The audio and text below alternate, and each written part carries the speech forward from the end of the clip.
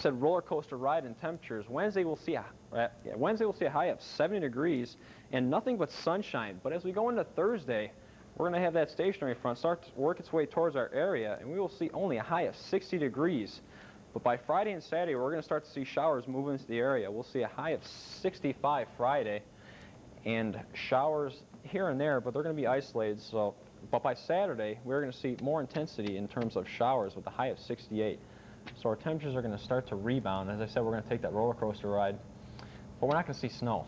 I hate to tell you. You have to wait. Seems like the weather can't change its mind about what it's going to do. Have to wait a little bit longer for the snow. But like I said, they got bad conditions along Interstate 80 in Wyoming. A lot of blowing snow.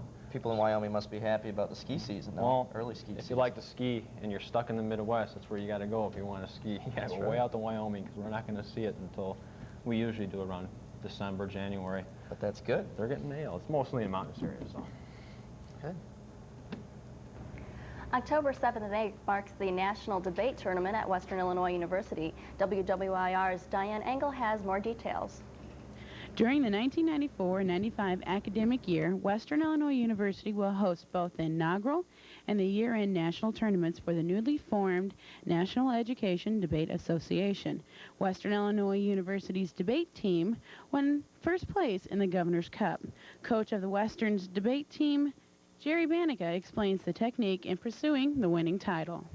And the style of arguments must be such that lay people with no formal training in debate theory, will be able to judge the debate.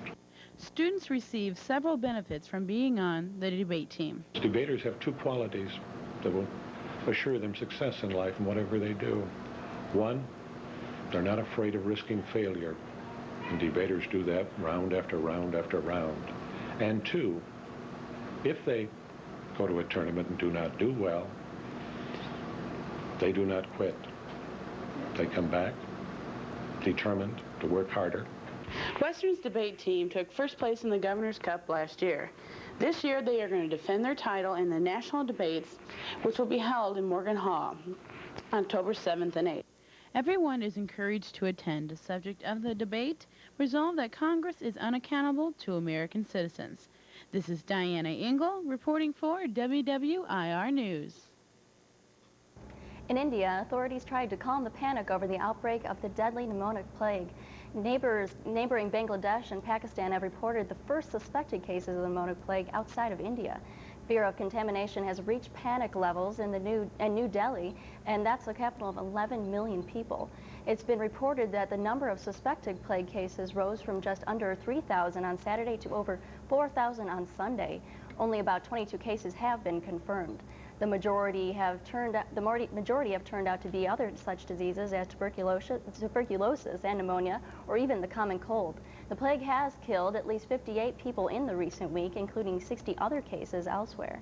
Many people in New Delhi have told their maids to leave and ordered children to stay indoors, fearing exposure to the disease. Many people in the city are wearing cloth masks in effort to avoid contamination. Right now, the government says that special flight evacuations are taking place to ensure the safety of foreigners. We'll come back with Kyle Kerwin, and he'll tell us about the Leatherneck victory at Southern, so stay tuned.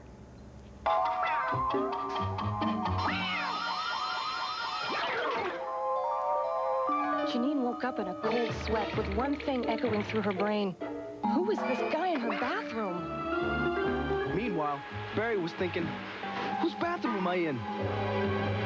Janine remembered going to the party the night before and getting smashed out of her mind. Barry remembered getting drunk and acting really stupid. Eventually. The whole evening came back. Oh, I must be really stupid. I must be really dumb. What did I do? How did I get myself into this? Well, what did I do? How did I get myself into this? What about... What about... What about AIDS? Then they both realized, much to their relief, that unlike the rest of us... They were just cartoons.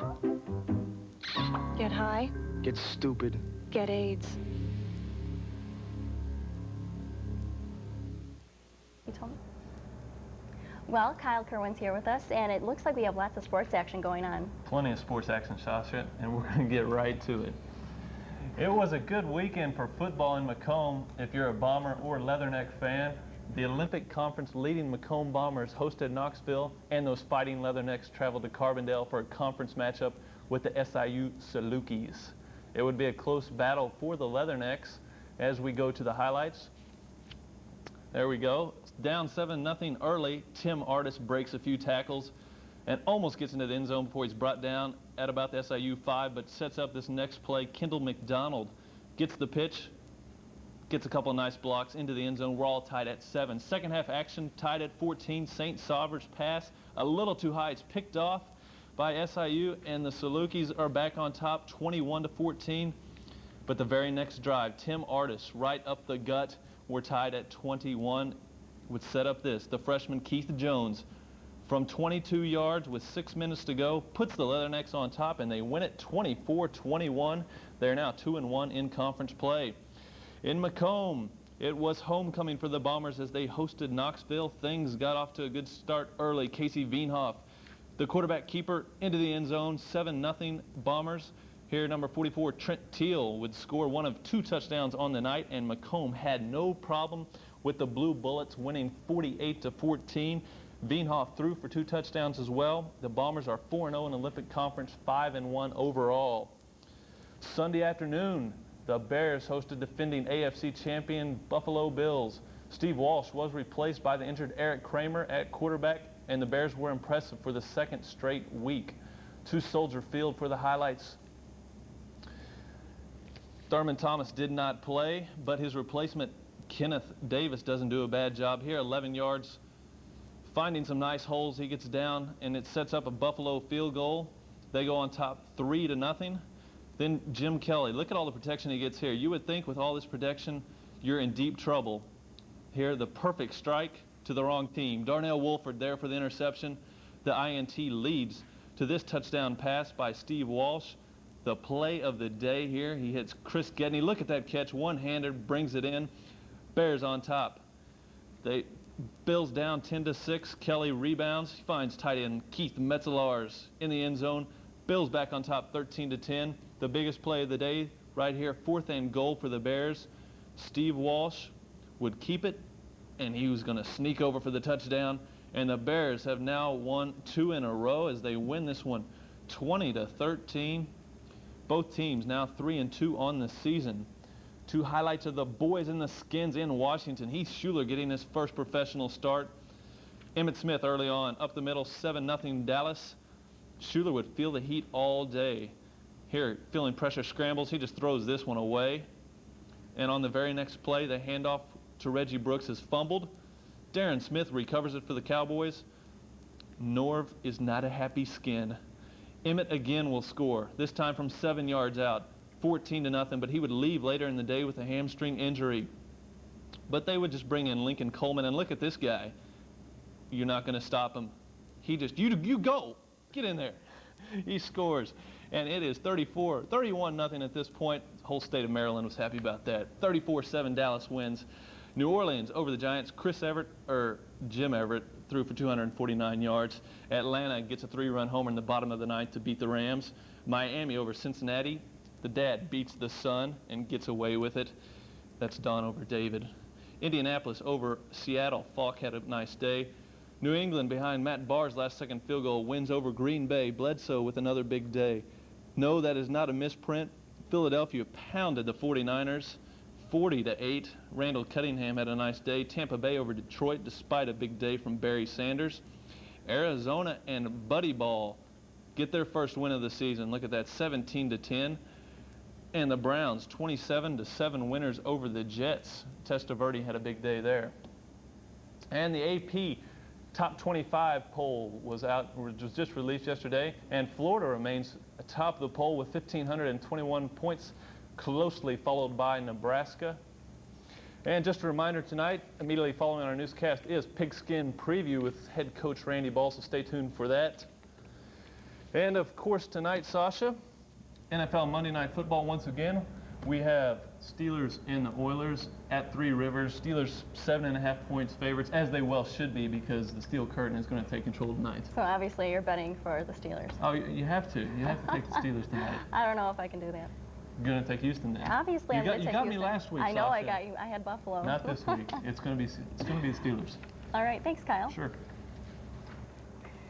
In Port-au-Prince, Haiti, Haitians with military weapons shot and wounded an American. All right, and Dorothy Maloney from Fullerton, California, is our. After U.S. troops in the capital rounded up U.S. leaders at the pro-military paramilitary group. Well, the assailants had Haitian military weapons and helmets. U.S. Army spokesman Major Ken Fugit said that they cannot definitely say that they are from the Army. The soldier was a member of being shot in the abdomen around midnight. The soldier is listed in stable condition. Well, the city firefighters rescued 2 people from their burning home in Peoria at about 3 a.m. Firefighters arrived to find flames shooting from the front of the house and extended up to the 2nd floor. The husband and wife made their way out onto the roof where firefighters were able to help them down. The fire was said to be caused by a hot cigarette ash dropped into a couch cushion. Anyone who has driven on the Kennedy Expressway should be relieved to know that the construction is finally over. They say Chicago has 2 seasons, winter and construction. With this morning's rush hour, commuters on the Kennedy Expressway started celebrating 3 long summers of reduced lanes. Heavy congestion and slow-motion motoring should become history this week as a massive Kennedy rehabilitation project reaches the finish line more than 3 weeks ahead of schedule. All right, well, that's it for our news here.